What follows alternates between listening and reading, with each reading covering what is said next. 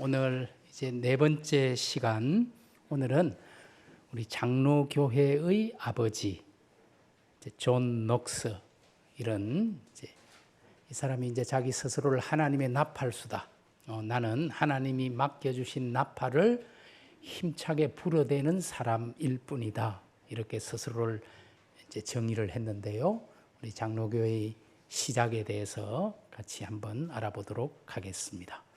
저는 아까 5번 참석 다음은 뭐 주는 줄 알았더니 주는 건 없다고 하네요. 예. 갈라디아서 1장 10절의 말씀 우리 같이 한번 다 같이 마음을 모아서 합독하겠습니다. 시작. 이제 내가 사람들에게 좋게 하랴, 하나님께 좋게 하랴, 사람들에게 기쁨을 구하랴. 내가 지금까지 사람들의 기쁨을 구하였다면 그리스도의 종이 아니니라. 아멘. 우리 시편 말씀 밑에 있는 것도 같이 한번 읽겠습니다. 여호와는 내 편이시라. 내가 두려워하지 아니하리니 사람이 내게 어찌할까. 저는 이 바울이 갈라디아 교회에 편지하면서 했던 이 말씀을 읽으면서 존 녹스라는 종교개혁자가 이런 사람이고 또 저와 여러분도 이렇게 고백할 수 있는 사람이면 좋겠다. 여기 보니까 내가 사람들에게 좋게 하랴, 하나님께 좋게 하랴, 사람들에게 기쁨을 구하랴. 내가 지금까지 사람들의 기쁨을 구하였다면 그리스도의 종이 아니다. 녹스는 정말 하나님의 기쁨, 하나님의 영광, 하나님의 뜻, 하나님의 복음, 그 나팔을 힘차게 불어대기를 원했던 그런 우리의 신앙의 선배라고 생각합니다. 조금 작지요? 여러분 그래도 보이시는지 모르겠는데요. 이제 위에 작은 제목의 교파 가계도, 이제 그리스도교라고 했을 때 우리가 그리스도교는 사도행전 2장에 보면은 오순절에 성령의 강한 역사, 성령 강림의 역사가 일어나고 초대 예루살렘 교회가 시작되지 않습니까? 그리고 그것이 안디옥 교회, 바울을 통해서 아시아와 유럽으로 복음이 전해지고 지금까지 그 복음이 우리에게까지 이렇게 흘러가고 있는데, 교회는 오랫동안 하나였습니다. 그런데 1000년쯤 지나서, 지금부터 교회가 시작된 것이 예수님 성천하시고 난 후에 성령이 임하고 시작된 거니까 2000년쯤 됐잖아요.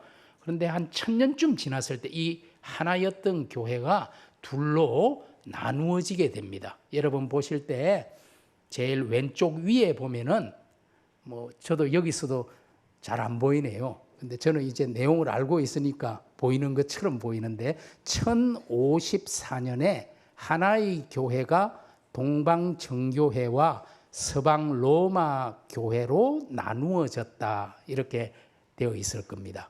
그렇습니다. 하나였던 교회가 1000년쯤 지났을 때 동방 정교회와 서방 로마 교회, 이렇게 부르는 것은요, 로마라는 도시를 중심으로 우리가 지금 알고 있는 로마 가톨릭 교회가 시작이 됩니다. 가톨릭이라는 말은 보편적이다, 이런 뜻이에요. 그러니까 우리가 보편교회다, 이런 뜻입니다. 자기들 스스로. 그런데 정교회는 어떻습니까? 우리가 정통교회다, 우리가 진짜다, 이렇게 된 거죠. 그런데 로마가 상대적으로 지리적으로 서방에 서쪽에 있고 정교회의 중심지는 지금 이스탄불입니다. 튀르키예의 이스탄불이라는 도시에 정교회가 중심이었어요. 그래서 조금 동쪽이지요, 로마에 비해서. 그래서 서방교회, 동방교회라고도 부르고 로마 가톨릭 교회, 정교회, 이렇게도 부릅니다. 지금도 로마 교회의 본부는 우리가 바티칸이라고 부르는 것이 로마에 있지요. 그리고 정교회의 본부는 지금도 이스탄불에 있습니다. 이스탄불이 사실은 지금은 튀르키예가 이제 세속 국가를 표방하고 있긴 합니다만, 무슬림들이 압도적으로 많은, 실제적으로는 무슬림 국가 비슷한 그런 형국인데, 그럼에도 불구하고 동방 정교회의 본부가 튀르키예 이스탄불에 지금도 있답니다. 그래서 보시면은 이제 하나의 교회가 두 개, 쭉 제일 위에 보니까 정교회, 그 다음에 로마 가톨릭 교회. 그런데 다시 500년쯤 지났을 때 16세기에 종교개혁 운동이 일어납니다. 그래서 여러분 로마 가톨릭 교회에서 선이 쭉 밑으로 제일 밑으로 내려와서 1517이라는 숫자가 보이는데 바로 마르틴 루터가 95개 논제를 내걸고 종교개혁을 시작한 해가 1517년 10월 31일이죠. 그래서 프로테스탄트 교회, 개신교회라고 불리는 새로운 교파가 시작이 됩니다. 그 보시면은 중간에 루터 교회라고 되어 있지 않습니까? 그리고 루터 교회 바로 위에 보시면은 개혁 교회. 그런데 앞에 이제 깔뱅주의라고 써놓은 이유는 개혁 교회는 제가 지난 시간 말씀드린 것처럼 쯔빙글리, 깔뱅 이런 사람들이 중심이 됐는데 제네바의 종교개혁자 깔뱅이 워낙 중요한 역할을 했기 때문에 이제 깔뱅주의라고도 불리고 있습니다. 그런데 잘 보시면은 그 개혁교회 선을 따라 쭉 가시면 끝에 뭐라고 되어 있습니까? 장로교회라고 되어 있는 것을 보실 수 있지요? 예, 그렇습니다. 장로교회는 스위스에서 일어난 개혁교회, 그 개혁교회와 역사와 뿌리를 같이 하면서 거기에서부터 출발하게 됩니다. 그러나 이름은 유럽은 주로 개혁교회라는 이름을 사용하고요. 이제 스코틀랜드에서 장로교회라는 이름을 처음 역사에서 사용했습니다. 그게 1560년 스코틀랜드 장로교회입니다. 그렇게 되고요. 제일 밑에 보면은 제세례파라는 그런 글자가 보일 텐데요. 여러분 종교개혁 운동이 일어날 때 주로 루터 교회와 개혁 교회가 메인 스트림 주류 종교개혁 운동이었습니다. 그러나 비주류로 제세례파라는 그룹들이 있었습니다. 여기에 대해서는 지금 말씀드리기는 뭐 시간상 어렵고요. 다음에 또 기회가 된다면 제가 말씀드리겠고요. 자, 거기에서부터 우리 깔뱅주의 개혁교회에서부터 또 그 위쪽에 보니까 1607이라는 숫자가 나오고 침례교회라는 교회가 보이지요. 예, 침례교회는 우리 개혁교회에 속해 있던 한 인물인 존 스미스라는 사람이 1607년경에 새로운 교회를 시작했다 이런 뜻입니다. 그리고 회중교회라는 것도 보이실 겁니다. 이렇게 프로테스탄트 종교개혁이 일어났을 때 크게 보면 루터 교회와 개혁교회, 장로교회, 그리고 비주류로는 제세례파, 그리고 개혁교회, 장로교회에서 한 17세기 초 1607년경에 침례교회, 회중교회 같은 것들이 시작이 됐다. 그런데 여러분 그 위쪽을 한번 보시면 로마 가톨릭 교회에서 이렇게 밑으로 또 좀 나와가지고 1534라고 아마 쓰여졌을 것 같은데요. 잉글랜드 국교회, 우리가 지금 성공회라고 불리는 여러분 런던의 중심지였던 도시들, 런던과 그 잉글랜드의 도시들에서 헨리 8세라는 왕을 중심으로 새롭게 시작한 하나의 교파가 성공회 앵글리칸 처치라는 것이 있습니다. 그런데 이 성공회는요, 소위 우리는 가톨릭과 프로테스탄트의 중간의 길을 걸어가겠다. 중도의 길, 비아 메디아라는 중용의 길을 우리는 걸어가겠다. 어느 쪽에도 속하지 않겠다. 이렇게 선언을 했습니다. 그래서 여러분 그리스도교라고 했을 때 크게 4개의 패밀리가 이 그리스도교 안에 있는 겁니다. 자, 정교회, 로마교회, 프로테스탄트 교회, 성공회. 그런데 이 성공회에서 한참 뒤에 18세기에 거기 숫자가 아마 1738년쯤 쓰여져 있을 겁니다. 성공회의 사제였던 존 웨슬리라는 사람이 감리교회라는 운동을 새롭게 시작합니다. 감리교는 18세기 중반쯤에 시작되었어요. 그리고 또 더 가보시면 이제 거의 20세기에 1900년을 전후해서 이제 다양한 특별히 오순절 하나님의 성에 지금 우리 순복음 교회가 속한 그런 것들이 한 지금부터 한 100년 조금 전에 120년쯤 전에 이제 나오게 돼서 이 모든 것은 프로테스탄트 교회라고 할 수 있어요. 루터 교회나 개혁교회, 장로교회나 또 침례교회, 회중교회, 감리교회, 성결교회, 순복음, 하나님의 성회, 이제 프로테스탄트 안에 이렇게 다양한 교파가 있다. 이제 잠깐 크게 이렇게 소개를 드린 겁니다. 오늘 제가 말씀드리려고 하는 것은 우리 지난 시간에 말씀드린 개혁교회 깔뱅주의에서 연결이 되는 장로교회에 대해서 말씀을 드리려고 하는 겁니다. 이 사람이 바로 스코틀랜드의 종교개혁자 존 녹스라는 사람입니다. 언제 태어났는지는 분명하지는 않습니다. 그러나 이제 1572년에 하나님의 품으로 돌아갔는데요. 이 동상은 스코틀랜드에 가시면은 에딘버러 대학이라는 곳이 있어요. 그 에딘버러 대학 신학부 앞에 서 있는 동상입니다. 이제 보시면은 수염이 아주 멋있죠. 손을 번쩍 들고 있고 한 손에는 하나님의 말씀 성경을 딱 잡고 있는 존 녹스의 동상. 존 녹스의 동상에는 항상 하나님의 말씀인 성경이 손에 들려 있는 것을 볼 수가 있습니다. 자, 그다음에 존 녹스는 사실은 이제 대학을 이렇게 세인트 앤드루스 유니버시티, 세인트 앤드루스 대학이라고 이름이 보이시죠? 스코틀랜드 최초의 대학입니다. 이제 스코틀랜드의 종교개혁이 일어나기 전에 세 개의 대학이 있었어요. 세인트 앤드루스가 최초의 대학이고 글래스고, 에버딘, 그리고 종교개혁이 일어나고 나서 세워진 대학이 에딘버러 대학입니다. 근데 녹스가 태어났을 때는 이제 세 개의 대학이 있었지요. 그 중에서 존 녹스는 세인트 앤드루스 대학에 갔습니다. 아마 대학이 세워지고 나서 한 100년 조금 지났을 때 이 대학이 1413년에 세워졌다 그렇게 돼 있잖아요. 그래서 이제 세인트 앤드루스 대학에 딱 존 녹스가 학생으로 갔더니 이 사람 이야기가 계속 들리는 거예요. 패트릭 해밀턴이라는 세인트 앤드루스 대학의 학생입니다. 그런데 이 사람이 아마도 녹스가 이 대학에 들어가기 조금 전에 화형을 당해서 죽었어요. 그래서 스코틀랜드 최초의 순교자, 종교개혁 시기 최초의 순교자가 됐는데요. 패트릭 해밀턴은 세인트 앤드루스 대학에 다니다가 쉽게 말하면 유학을 갔어요. 대륙으로. 이제 여러분 영국이 스코틀랜드도 섬나라니까 독일로 유학을 갔는데 루트의 종교개혁 이야기를 들은 거예요. 그러면서 루트가 가톨릭의 사제고 수도사였는데 가톨릭의 잘못된 것들을 비판하면서 새로운 교회 개혁 운동을 시작했다. 그런데 들어보니까 그 말이 맞아요. 그래서 우리가 지금까지 잘못 믿어왔구나. 안 되겠다.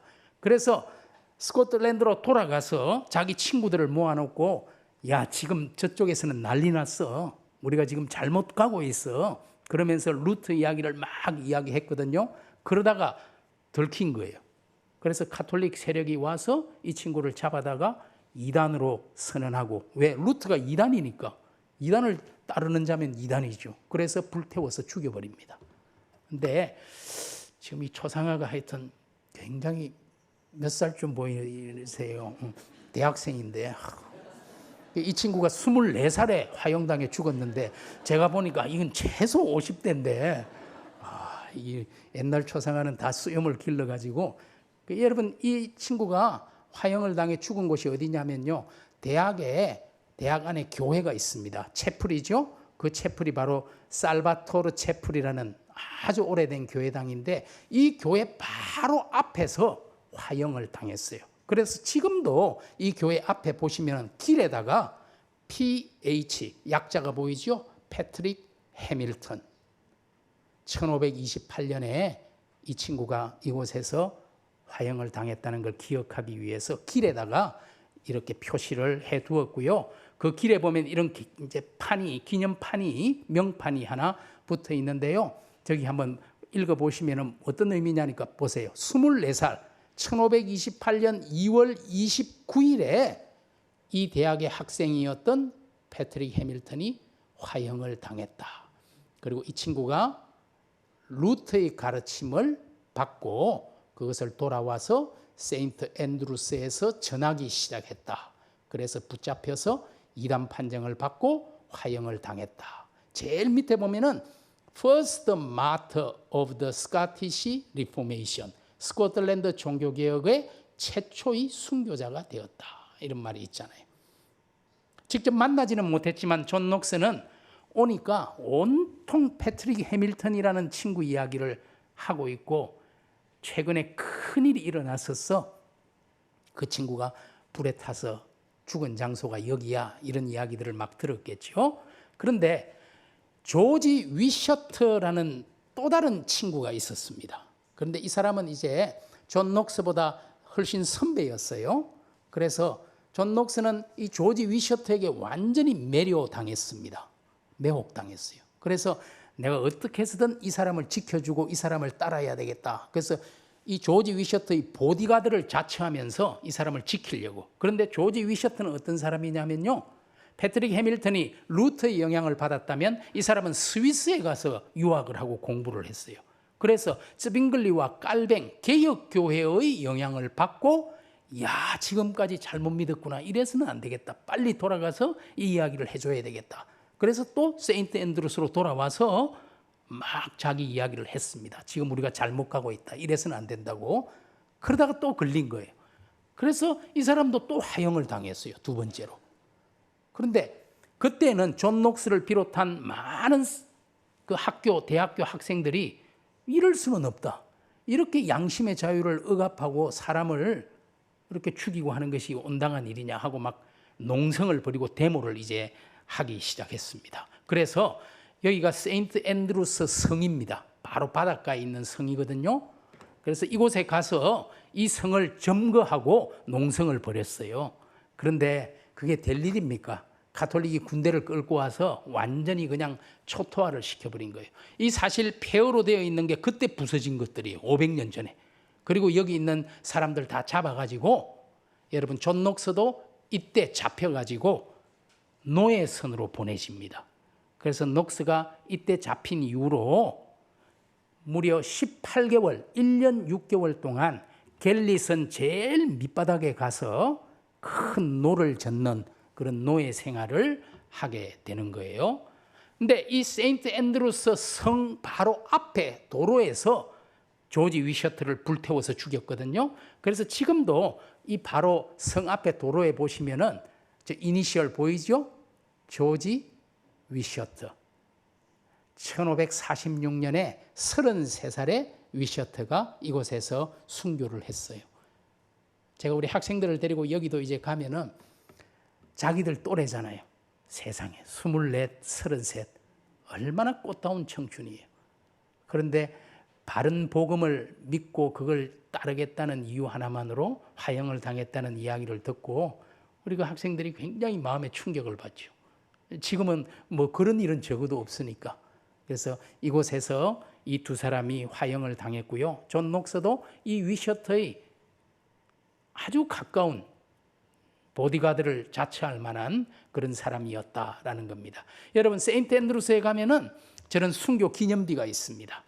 이제 이건 한참 뒤에 세운 거지만 우리 해밀턴과 위셔트 첫 번째, 두 번째 순교자를 기억하기 위해서 크게 이렇게 순교 기념비를 세워두었어요. 저 뒤에 골프장 보이죠?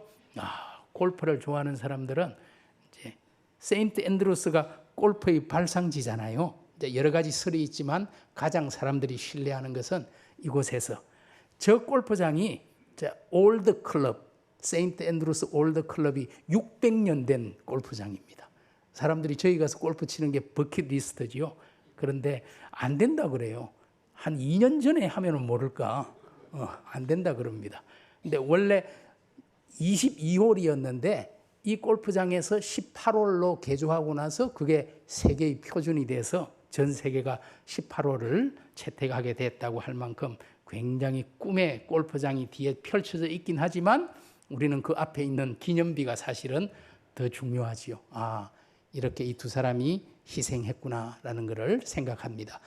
여러분 저 위에 큰 노가 보이시나요? 달려있는 이제 소위 조지 위셔트의 경호원을 자처하던 녹스가 갤리선의 노예로 거의 2년 가까운 세월을 노예선에서 노를 젓는 그런 신세가 됩니다. 그리고 나서 스코틀랜드의 가톨릭의 세력이 워낙 강하니까 돌아갈 수가 없어요. 자기 고국으로. 그 녹스는 12년을 이 노예선에서 풀려난 후에도 12년을 다른 나라를 돌아다니면서 종교 난민으로 목회를 계속해 나갑니다. 그래서 처음에는 베릭 어폰 트위터라는 곳하고 뉴캐슬이라는 잉글랜드, 스코틀랜드 밑에 있는 이제 잉글랜드 도시에서 목회를 했고요. 근데 이때는 잉글랜드가 그래도 에드워드 6세라는 사람이 왕이어서 프로테스탄트의 우호적이었어요. 그런데 에드워드 6세가 죽고 나니까 피어의 메리라는 여성이 가톨릭 군주가 집권하면서 엄청나게 순교하게 됩니다. 그 이야기는 또 다른 이야기라서 제가 뭐 드리지는 못하지만, 그래서 다시 망명을 할 수밖에 없어요. 그래서 프랑크푸르트로, 독일로 가서 독일에서 프랑크푸르트에서 목회를 하다가 또 거기에서도 여러 문제가 있어서 깔뱅이 목회하던 제네바로 갑니다. 그래서 제가 지난 시간 말씀드린 것처럼 이 존 녹스가 제네바의 종교개혁자 깔뱅과 함께 1556년부터 59년까지 3년 정도 같이 동역하면서 개혁교회의 신학과 사상을 흡수해서, 그리고 1559년에 마침내 스코틀랜드 상황이 조금 바뀌면서 스코틀랜드 고국으로 12년 만에 그 망명 생활을 끝내고 12년 만에 스코틀랜드로 돌아갑니다. 그리고 이 녹스가 스코틀랜드를 완전히 바꾸어서 시작한 것이 장로교회예요. 스코틀랜드 장로교회. 그래서 망명자로서 하나님의 나팔수로 12년을 보내고 돌아갔지요. 지난 시간에 보여드렸지만, 그래서 제네바 종교개혁 기념 조형물에 보시면은 여러분이 보실 때, 그죠? 제일 저쪽 왼쪽에 이제 파렐, 지난 시간 이야기했지만 뭐 기억하는 사람은 아무도 없을 거고, 두 번째는 깔뱅, 세 번째가 깔뱅의 후계자인 베즈, 그리고 마지막 제일 오른쪽에 서 있는 사람이 바로 녹스입니다. 존 녹스가 이들과 함께 제네바를 바꾸는 역할을 하고, 그리고 마침내 자기 고국으로 돌아갔잖아요.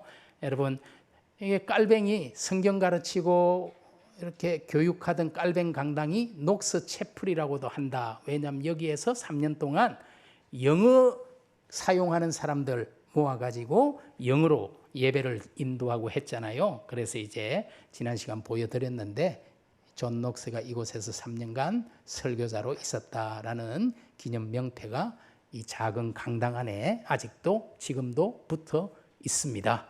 그리고 돌아간 거예요. 마침내 1559년에 여기가 에딘버러 한복판, 소위 에딘버러가 로얄 마일이라는 1마일 정도 되는 그 중앙 길이 있어요. 그 1마일의 중앙 길을 중심으로 모든 게 거의 모여 있는데, 그 한복판에 세인트 자일스 교회가 있습니다. 1559년 이 교회의 목회자로 가서 1572년 죽기까지 13년간, 12년은 망명생활, 그리고 13년 동안 이 교회에 목회를 하면서 설교자로, 그리고 무엇보다 스코틀랜드 장로교회의 아버지로, 시작자로 그렇게 살아가게 되는 거죠. 여러분, 이 교회에 딱 문으로 들어가려고 발을 옮기면은 위에 존 녹스의 상이 있잖아요. 하나님의 말씀을 쫙 들고 있는, 제일 발 있는데 보면 존 녹스라고 써놓기는 했는데 잘 안 보이시죠? 예, 하여튼 존 녹스의 상이 있고요. 들어가도 이렇게 하나님의 말씀을 들고 가리키고 있는 녹스가 보이고요. 스테인드 글라스에도 보시면 여러분 오른쪽 위쪽에 손을 번쩍 들고 하나님의 말씀을 선언하는 녹스가 보이죠. 여러분, 존 녹스는 키가 좀 작았다 그래요. 기록에 보면. 그래서 제가 굉장히 위로를 많이 받고, 역시 괜찮아 이렇게.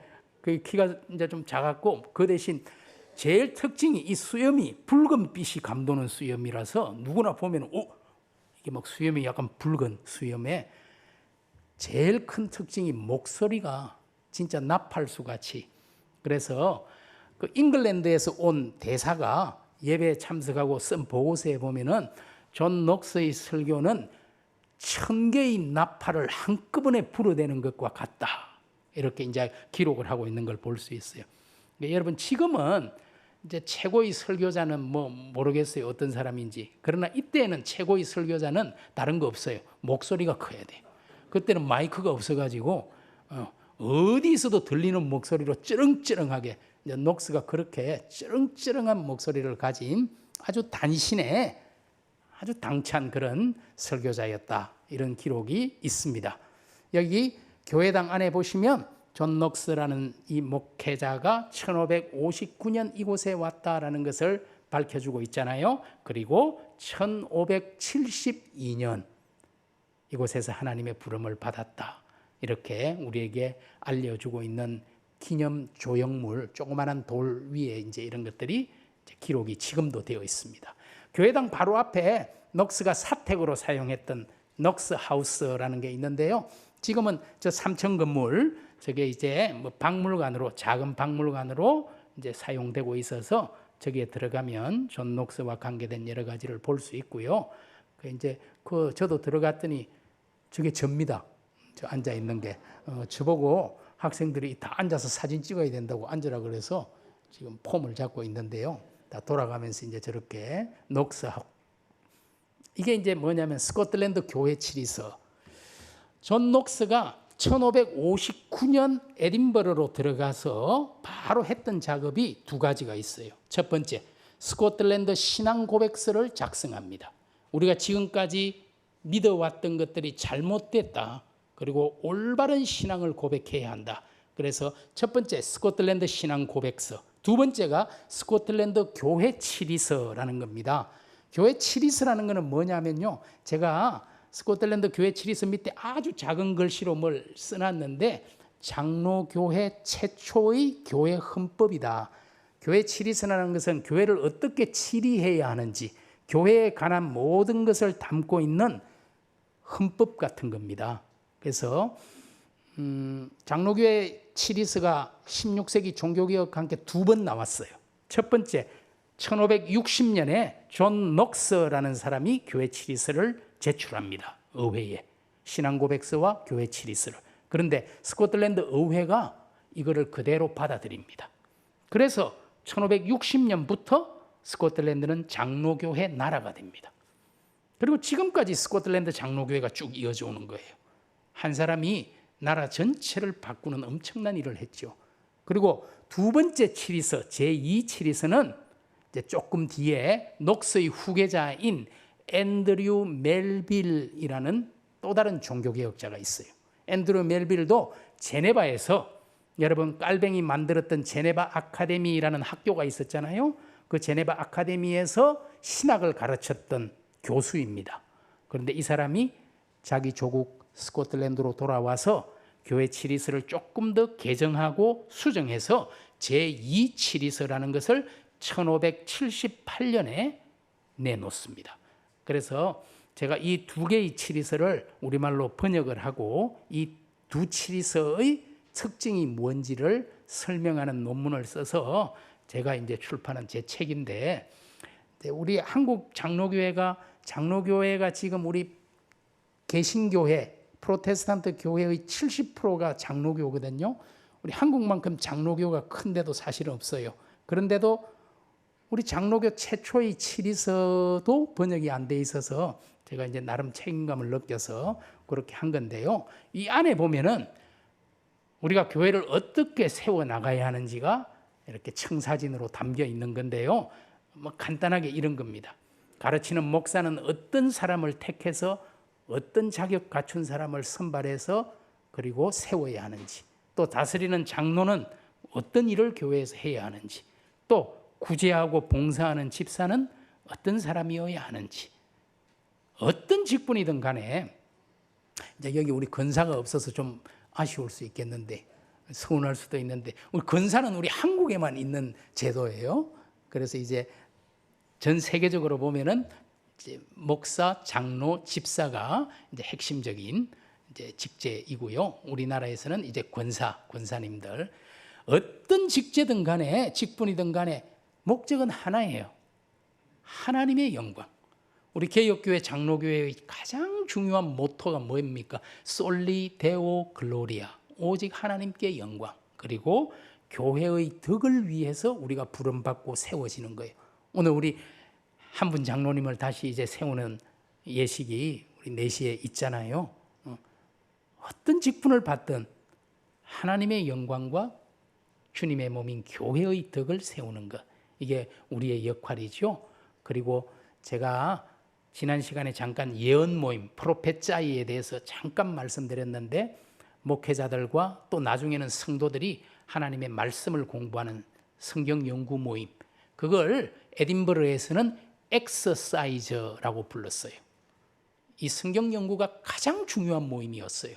쥐리히에서는 프로페짜이, 제네바에서는 콩그레가시옹, 로잔에서는 클라시스, 이런 다양한 이름으로 불렸지만 에딘버러에서는 엑서사이즈, 훈련, 연습이란 뜻이잖아요. 우리가 하나님의 말씀으로 훈련받는 것, 그게 가장 중요한 거잖아요.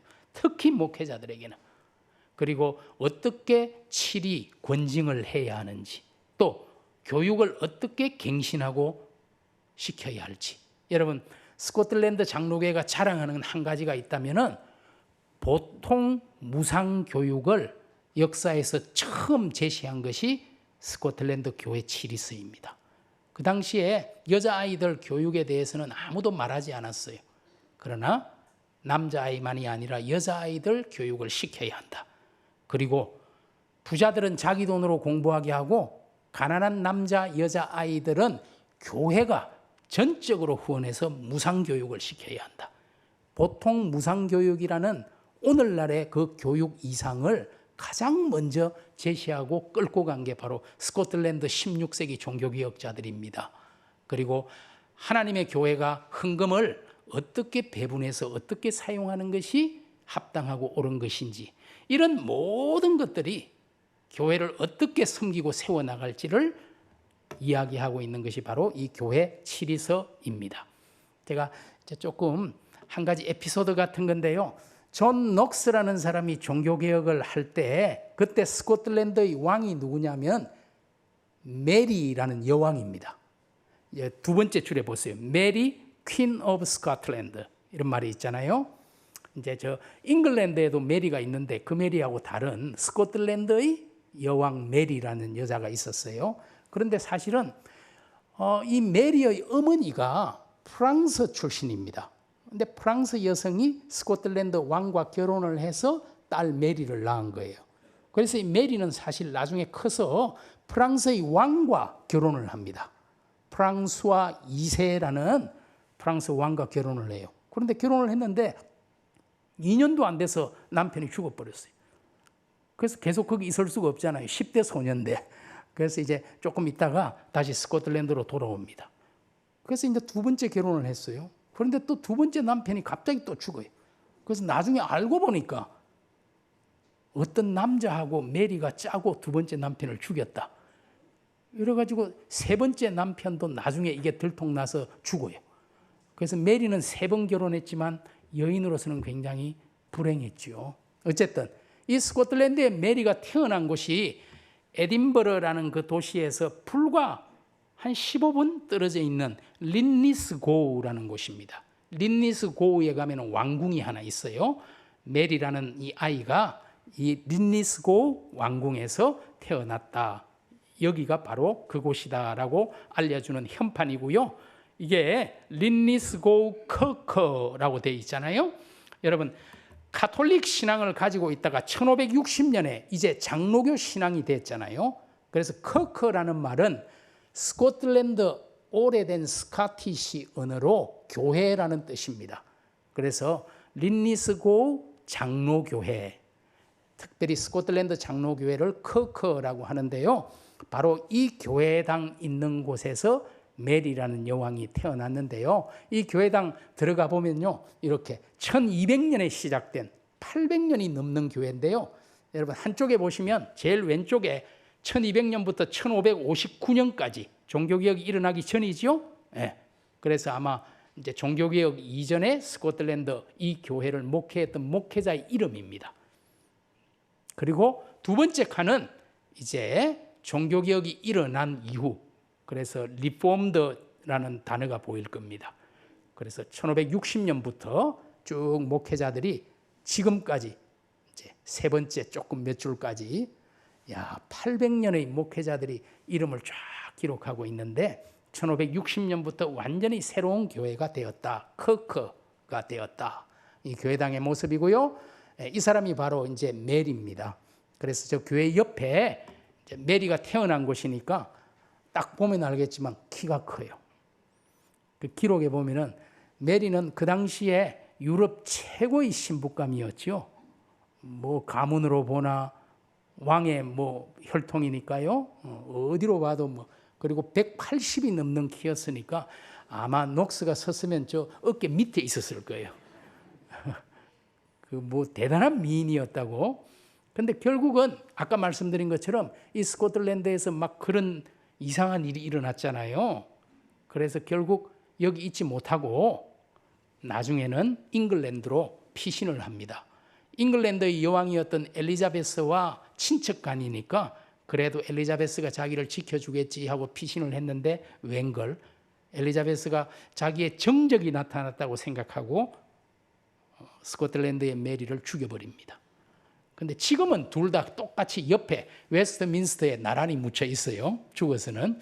그러나 사실은 엘리자베스에 의해서 죽임을 당한 아주 비운의 여성이다라고 말할 수 있죠. 하지만 이 여성이 왕으로 있을 때 존 녹스와 대결한 거예요. 하지만 존 녹스는 갈라디아서 1장 10절에서 읽었던 것처럼 사람의 기쁨을 구하지 않고 시편 말씀처럼 사람이 내게 어찌하겠는가? 왕을 두려워하지 않았어요. 오직 하나님의 복음을 쩌렁쩌렁하게 외치는 그런 복음 설교자였습니다. 그래서 메리도 존 녹스를 어찌하지 못하는 그런 사람이 바로 존 녹스였어요. 여기가 녹스 무덤입니다. 여러분 세인트 자일스 교회 주차장 23번입니다. 저 뒤에 노란 딱지 보이죠? 저기에 묻었다라고 표시해 놓은 거예요. 그 앞에 좀 그럴듯한 설명해 놓는 그거 예전에는 없었어요. 제가 처음 갈 때는 없었어요. 그런데 나중에 가니까 저걸 만들어서 그래도 너무 없다 그래서 저걸 붙였는지 설명이 약간 붙어 있는데 지금 비가 좀 와가지고 그죠? 사실은 전에 그냥 23하고 뒤에 노란 거 저게 전부였어요. 제가 지난 시간 깔뱅의 무덤 보여드리면서 우리 학생들이 여기에 가서 기가 막히다 이거예요. 이게 뭐냐고 도대체. 이거야말로 진짜 개혁교회 장로교회의 정신을 그대로 보여주는 거다. 어디 내가 뭘 했다고 나대고 뭐 내세우고 있을 수 없는 일이다. 오직 하나님을 위해 복음을 위해 나팔을 분 사람일 뿐인데 노란 딱지만 해도 대단한 거다. 근데 여기 어떤 때는 막 차도 서 있어서 지난번에 제가 여기를 몇 번을 이제 갔는데 지난번에 한 번은 진짜 차가 서 있어 가지고 그래도 학생들이 보려고 완전히 막 바닥에 엎드려 가지고 노란 거 볼 거라고 봐봐야 노란 거밖에 없는데 막 그랬던 적이 있습니다. 여기에 녹스가 잠들어 있어요. 그런데 이렇게 어렵게 정말 하나님의 복음으로 새롭게 되었는데 시간이 좀 지나면서 17세기 중반쯤 되면서 가톨릭이 다시 득세하고 녹스가 목회했던 세인트 자일스 교회에 다시 로마 가톨릭의 미사를 복원하려고 하는 그런 일이 벌어져요. 그때 1638년에 언약도의 시작이라고 되어 있잖아요. 1638년 세인트 자일스 교회의 미사를 복원하려고 하자 우리 제니 거더스라는 한 여성이 자기가 가지고 온 저 의자를 던지면서 항의를 합니다. 여러분 예전에는 이렇게 좋은 의자가 없었어요. 그냥 서서 예배드리는 거예요. 그런데 이제 여성들이나 좀 나이가 이제 있는 분들은 힘드니까 지금처럼 예배가 1시간 안에 끝나지도 않아요. 너무 힘드니까 이제 저런 간이 의자 같은 걸 집에서 가져와서 좀 앉아 있기도 하고 이렇게 했거든요.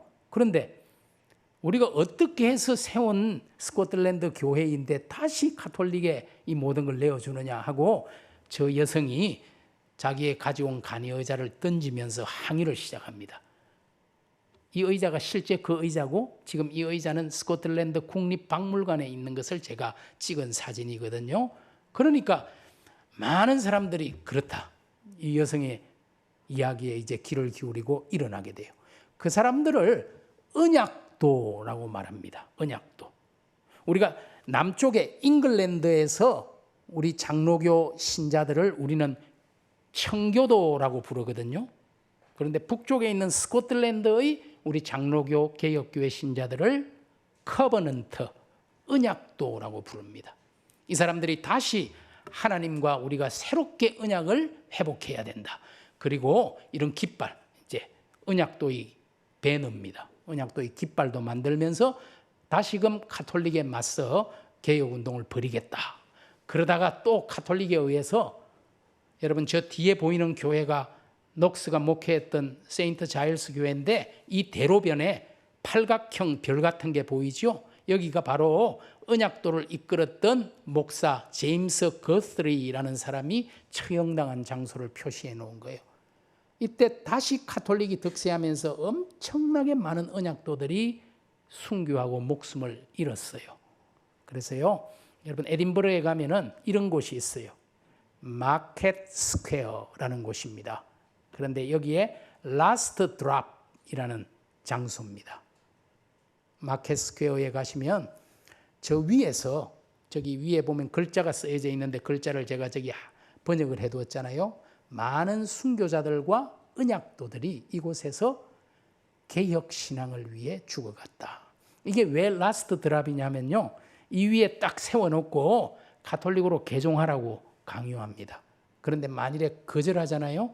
그러면은 마지막 한 방울, 포도주 한 방울을 입에 딱 떨어뜨려 줍니다. 그게 라스트 드랍이에요. 그리고 죽여버려요. 그래서 이곳에서 굉장히 많은 사람이 죽었고 지금도 에딘버러 시내에 이런 기념물이 그대로 남아 있습니다. 그리고 특별히요, 이 교회 그라이 프라이어스 커커, 이게 커크라는 것은 스코틀랜드 장로교회가 됐다는 말이잖아요. 그런데 그 앞에 이름은 그레이 프라이어스잖아요. 이게 무슨 의미냐면요, 그레이라는 게 회색이거든요. 프라이어스, 수도사, 회색 옷을 입은 수도사들, 프란체스칸들을 그렇게 부릅니다. 여러분 수도회마다 입는 옷 색깔이 달라요. 도미니크 수도사들은 주로 검정 옷을, 그리고 프란체스코 수도사들은 회색 옷을 입거든요. 그래서 도미니크 수도사들이 모였던 장소예요. 그래서 이름이 그레이 프라이어스입니다. 그러나 이것이 나중에 장로교회가 되면서 그레이 프라이어스 커커, 굉장히 역사가 오래된 교회당이잖아요. 이 교회당에 가면은 엄청난 순교자들, 언약도들이 이곳에서 죽었어요. 그래서 그 언약도들을 기억하기 위한 기념비가 이 교회당 묘지에 이렇게 세워져 있습니다. 근데 사람들이 여기에 별로 관심이 없어요. 왜? 더 유명한 게 있기 때문에. 여기에서 사실은 지붕 없는 감옥이라 그래서 지붕이 없어요. 그리고 밀폐된 공간에 언약도들을 다 몰아넣어 놓습니다. 그런데 여러분, 이 에딘버러의 날씨가 비도 많이 오고 겨울에 얼마나 살을 애는 추위인지 진짜 막 그게 있으면 죽는 거예요, 사람이.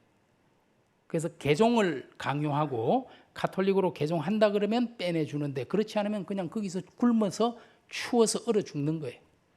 근데 여기에서 수많은 언약도들이 그냥 자기의 신앙을 지키면서 죽은 거예요. 여러분 에딘버러 의학부가 굉장히 해부학이 발전됐어요. 왜냐하면 이때 엄청난 시체들을 가지고 해부 연습을 다 해가지고 그래서 의학부 해부학이 그렇게 발전이 됐다. 실제 그런 기록이 있습니다. 그래서 이 언약도들 그때 그 추위와 굶주림과 맞서서 끝까지 자기 신앙을 지키며 죽어갔던 사람들, 그 언약도들을 기념하는 기념비가 있는데요. 사람들이 여기에 별로 관심을 못 쏟고 여기에 이 강아지 그레이 프라이어스 보비라는 이 강아지 무덤이 이 교회당 안에 있어요. 이 엄청 유명한 강아지인데요. 이 강아지가 바로 그 교회당 앞에 이런 동상도 있습니다. 이 강아지가 보비인데 자기 주인인 존 그레이라는 주인, 이 주인이 야간 순찰하는 경찰관이었는데 이 주인이 죽자 이 강아지가 14년을 그 주인 무덤 앞에 지키고 있었던 거예요. 그 주인이 이 교회당 안에 묘지에 묻혀 있는데 이 교회에 와서 14년을 지킨 거예요. 그리고 죽었어요. 좀 16살에 강아지가 죽었으니까 2살 때부터 주인 무덤 지키다가, 그러니까 사람들이 나중에 와, 이 강아지로부터 배워야 돼. 그래서 이 강아지가 엄청 유명하고 수많은 책과 영화로 만들어졌어요. 이 분수대가 밑에 있고 분수대 위에 강아지가 올라가 있는데, 이 분수대가 1872년 이 강아지가 1월 달에 죽었거든요. 그해 바로 분수대와 동상을 만들었답니다. 그래서 코가 뭐 반짝반짝 하는데 사실 잘 안 닿는데 이렇게 만지면 뭐 또 복이 온다고 생각했는지, 그리고 이런 무덤 묘비도 따로 있어요. 강아지. 그래서 읽어보면은 우리가 이 강아지로부터 배워야 한다. 그리고 이걸 1981년에 묘지까지 이제 비석까지 딱 세워주고 항상 꽃이 있고요. 근데 최근에 저는 이것까지만 봤는데 2021년에 보비 사망 150주년 기념 동상이 또 하나 세워졌어요. 교회 안에. 이거는 제가 아직 못 봤어요. 최근에 만들어져 가지고. 야, 그래서 사람들이 전부 이 강아지에게만 관심이 있고 옆에 있는 막 언약도에 대해서는 거의 관심을 지금 가지지 못하는데, 여러분, 녹스가 나는 하나님의 나팔수이며 설교는 하나님 나팔을 힘차게 불어대는 것입니다. 그저 나는 하나님의 도구일 뿐이다. 이런 고백. 녹스가 죽기 전에 했던 유언과 같은 이야기입니다. 나는 하나님의 말씀을 이용하여 개인적 이익을 취한 일이 없고 인간을 만족시키고자 애쓴 적도 없고 나 개인이나 다른 이들의 정욕을 만족시킨 일도 없으며 단지 내게 허락하신 은사를 성실하게 사용하여 내가 감독한 교회의 덕을 세우려고 노력했을 뿐입니다. 이런 자신감, 이런 당당함, 저도 목사의 한 사람으로서 내가 정말 이런 고백을 하고 하나님 품으로 갈 수 있을까? 또 우리 성도들도 마찬가지잖아요. 내가 정말 하나님 위해서 그리고 교회를 위해서 애썼을 뿐이다. 나를 위해서 일하지 않았다. 사람의 기쁨이 아니고 하나님의 기쁨. 그래서 이 장례식에서 녹스의 장례식에 참석했던 모턴 백작이라는 분이 이런 이야기를 했어요. 여기에 그 일생 동안 어떤 사람도 두려워하지 않고 누구에게도 아첨하지 않은 사람이 누워있다. 이런 평가를 했을 만큼 정말 존 녹스는 하나님의 영광, 하나님의 기쁨을 위해서 자신의 모든 것을 드렸던, 그래서 스코틀랜드라는 나라를 바꾸었던 우리 신앙의 선배이고, 이를 통해서 장로교회가 이 땅에까지 오게 된 겁니다. 제가 이제 조금 빨리 한 이유가 한 10분 남았잖아요. 이제 한국하고 연결을 좀 시키려고. 여러분, 이 스코틀랜드의 장로교회가 시작된 1560년 시작된 이 장로교회가 남쪽으로 잉글랜드 청교도로 연결이 돼요. 언약도 청교도, 그리고 잉글랜드에서 뉴 잉글랜드로 이주하는 사람들, 여러분 1620년에 메이플라워를 타고 이주한 사건 알잖아요. 미국으로. 그리고 미국 장로교회, 호주 장로교회, 캐나다 장로교회가 이 세 나라에서 장로교 선교사를 우리나라에 보내서 한국 장로교회가 시작이 된 겁니다. 그냥 이거는 간단하게요. 우리 한국에 최초로 온 우리 프로테스탄트 목회자는 1832년 칼 귀철라프라는 루터교회 목사님입니다. 이분이 잠깐 우리 충청도 고대도에 도착을 했어요. 근데 최근에 어떤 분들은 고대도가 아니고 그 옆에 있는 원산도이다 이렇게 이야기해서 조금 논쟁이 있긴 합니다만은, 그러나 잠깐 있다 갔으니까. 하지만 주기도문을 한글로 번역해서 전해주고 감자 씨를 줘서 이때부터 우리가 감자를 먹었다 그러더라고요. 저도 감자를 좋아하는데 오늘 점심에도 감자가 있었지 않나요? 큼지막한 게 참 맛있었는데. 그리고 두 번째, 이제 여러분들이 많이 이제 들었을 1866년에 영국의 웨일즈, 잉글랜드 옆에 서쪽에 웨일즈잖아요. 웨일즈 출신의 로버트 토마스가 중국에 선교하러 왔다가 우리나라 대동강으로 와서 순교하잖아요. 이 친구도 27살의 나이로 죽었어요. 참 너무 안타깝잖아요. 그런데 이 토마스를 파송했던 지금 웨일즈 하노버 교회가 한국 사람이 담임 목사로 사역하고 있어요. 참 대단한 인연 아닙니까? 우리 한국에 와서 순교했던, 오래전에 순교했던 이 사람을 배출했던 교회를 우리 한국 분이 목회한다. 그런데 이 토마스는 사실 와서 선교도 못했어요. 배 타고 대동강에 왔는데 죽어버렸으니까, 목이 베어가. 그런데 이 사람이 갖고 왔던 한문 성경이 있었어요. 중국에서 찍어낸 한문 성경 많이 가져왔는데 그게 나중에 기가 막히게 역사가 일어납니다. 참 하나님의 역사가 이런 건가 싶어요. 그리고 만주 지역에서 이 스코틀랜드 선교사, 스코틀랜드 장로교회 선교사였던 존 로스와 존 맥킨타이어가 우리나라 여러 사람들의 도움을 받아서 최초의 한글 성경인 예수 선교 전서라는 것을 신약 성경 전체를 1887년에 출판합니다. 82년에 누가복음을 시작으로 해서 87년에 신약 성경 전체가 출판돼요. 이 로스가 이 성경을 번역했던 동관교회에 지금 로스 기념관이 있는데 이 동관교회 담임 목사가 지금 제가 있는 장신대에서 공부하고 돌아간 여성 목사님이 담임 목사로 그곳에 있어요. 이것도 참 기가 막힌 하나님의 은혜라고 생각합니다. 최초의 순교자, 그리고 최초의 한글 성경을 번역해 준 스코틀랜드 장로교 선교사를 기념하는 교회의 목회자로 한국 사람들이 가서 헌신하고 있다. 사실은 여러분, 우리나라에 본격적으로 선교사가 들어온 것은 이제 좀 논쟁이 있어요. 1885년에 언더우드와 아펜젤러. 그런데 지금 한국 교회는 85년보다 1년 빨리 1884년에 알렌이라는 사람이 들어온 것을 기점으로 삼기도 합니다. 그런데 사실 알렌은 우리 공사관의 외교관 서기였고 의사였지 전문 선교인은 아니었긴 합니다. 그래서 이제 84년 1884로 보아야 할지 85로 보아야 할지 조금 논란이 있긴 해요. 그래서 아마 이제 내년을 선교 140주년으로 기념하자. 이제 85년으로 본다면 그죠? 그래서 지금 준비를 막 하고 있고, 어떤 분들은 올해 알렌이 들어온 걸 기점으로 해야지. 알렌이 이제 여러분 재중원, 지금 그게 세브란스가 됐잖아요. 그래서 남대문 교회는 이제 그걸 강조하거든요. 알렌이 시작했다.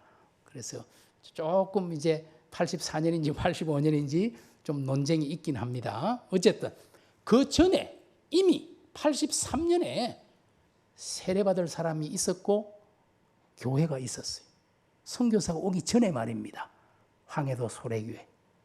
이게 대단한 일이죠.